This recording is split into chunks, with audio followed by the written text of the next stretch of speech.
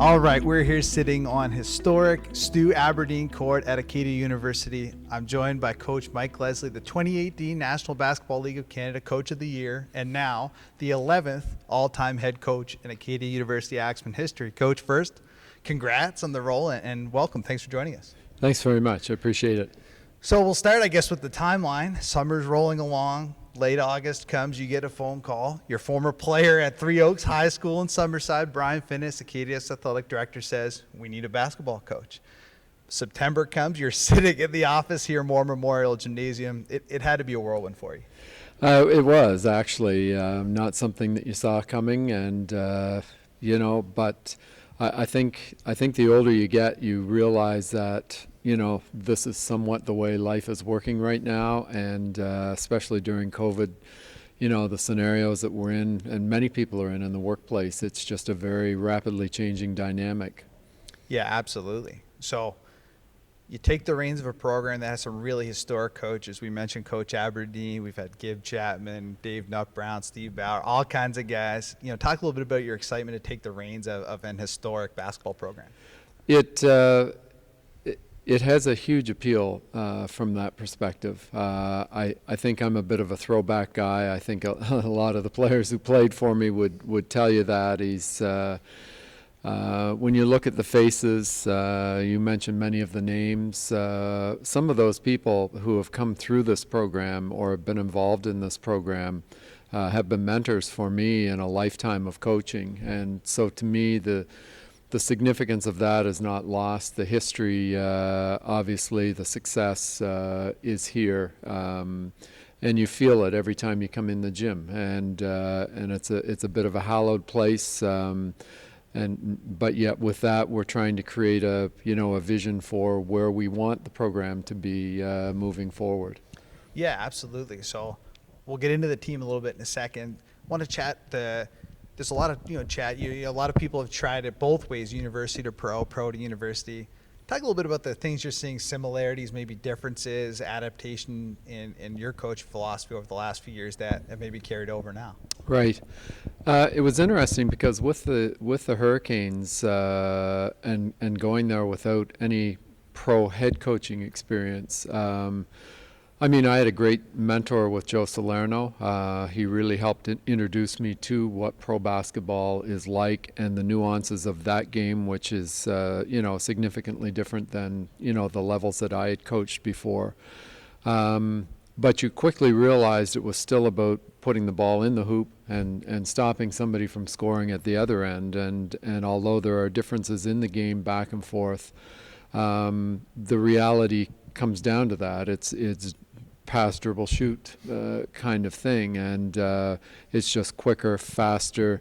The athletes are better, bigger, stronger. So then it's looking at the strengths of your players and then devising game plans that try and bring out the best of them, putting them in positions to do what they can do really well. I think here, in a transition from that level to college level, there's obviously more teaching of the game. These players come from a variety of different backgrounds and experiences, some of them being the best players on their teams, having played provincial teams, that sort of thing. But it's also a changing role. And I'd use Brian as an example. Playing high school basketball, he was one of the biggest, strongest players in Prince Edward Island.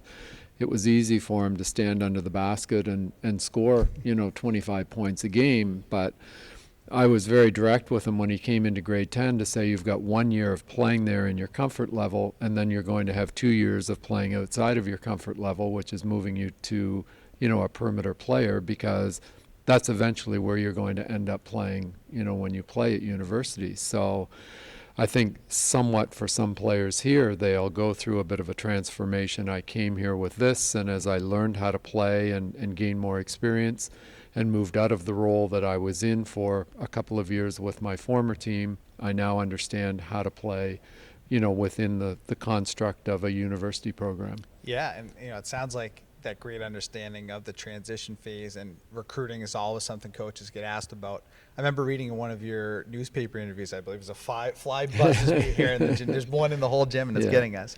But there's a lot of similarities when you're a pro head coach. You're still recruiting, you're still doing contracts, you're sifting through players, finding the right team fit. A lot of that translates directly to this role. Every day, you're always on the lookout for a potential player, for somebody who can make an impact on your program. You're faced with injuries. You're faced with players who for whatever reason, and there's a wide variety of them, who have changed their mind about where they've come, or another opportunity they see perhaps exists for them. So you end up replacing, somebody who you would perhaps hoped for a 4 or 5 year tenure has decided to move on. So it's constant. It always is. And again, the dynamic of younger people is that they are much more transient than what we were, in our lives. And part of that is just because there's more opportunity for them. So they can do that, and the world has become more global and more dynamic, and so to try and stay in step with where you were, it doesn't work today with younger people. You have to sort of be engaged with where they are and what they're looking for. Yeah, absolutely. So we'll get to the team specifically now. You take over a program in their last full season was 7-13, one of the 2 teams missing the AUS playoffs. We've had some COVID time pass, but it's a matter now, I believe, probably of setting new expectations, I would imagine, and setting that bar. How that communication has been going, and I'm sure a lot of thought on your end has been put into that. Right. I knew it was going to be a difficult time for the players, to come back, on campus for the first weekend and then find out, that right. There's going to be a change in the coaching is difficult. And I think my goal was to try for the first month to transition them from that to where I wanted to begin with them. So getting to know the players, both on the court and off the court, was sort of an important piece. Allowing them to settle into university life for first-year players coming in, which is always a big transition, no matter what. Veteran players who had been recruited and come here and have spent 4 or 5 years here. You had to respect where they were, and knowing that I wasn't going to come in and make all the changes I wanted to make within the first week. There's only so much change that people can tolerate at a time. There's only so many new things that you can introduce. There's a limit to how well that's perceived and accepted as you go. So, we went through that phase, and I think for me, I was using the Stu Aberdeen tournament as a bit of a measuring stick for all of us, both for me and in my work as a coach, and for the players as to where we were. And I think it gave us an indication of what the next steps needed to be prior to the start of the season going forward. So the players have been awesome. I can't speak enough about how they've allowed me to be me as a coach and do what I know that I need to do. To have to take 2 steps backward to go forward again. I think we've accepted that's just part of the learning curve that we're all on right now. I mean, you think of it, it's a new coach, a new philosophical way of approaching the game. I have a certain way that I like to see basketball played. If I'm sort of in charge of what that looks like, I want it to look a certain way. It's not necessarily the way everybody sees the game, to be played. And that takes a while to adapt and adjust to it.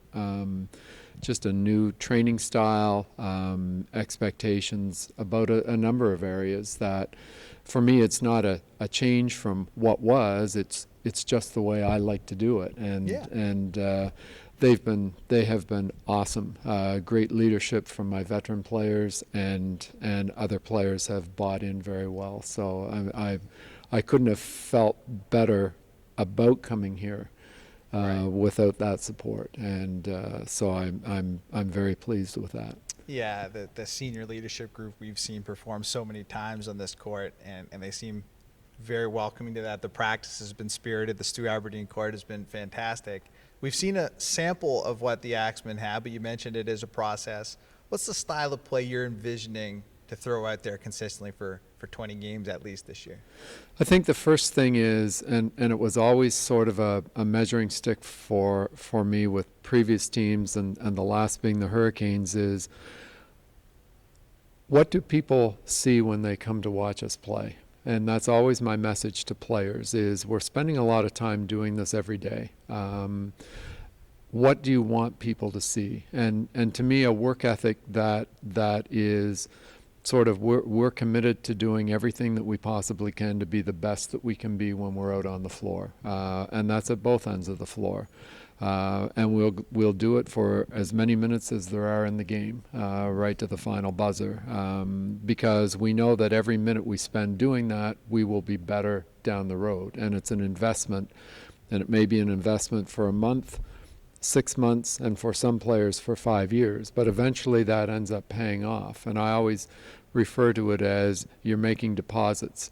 You just continue to make deposits into the bank, and at some point in time then you're able to take withdrawals and enjoy sort of what that looks like. So every day we come in, it's we need to make deposits on where it is that we need to go. So I think that would be the first thing. The second is the style of play for me is a lot of sharing the basketball and trying to get the best, highest percentage shot that we can in most possessions.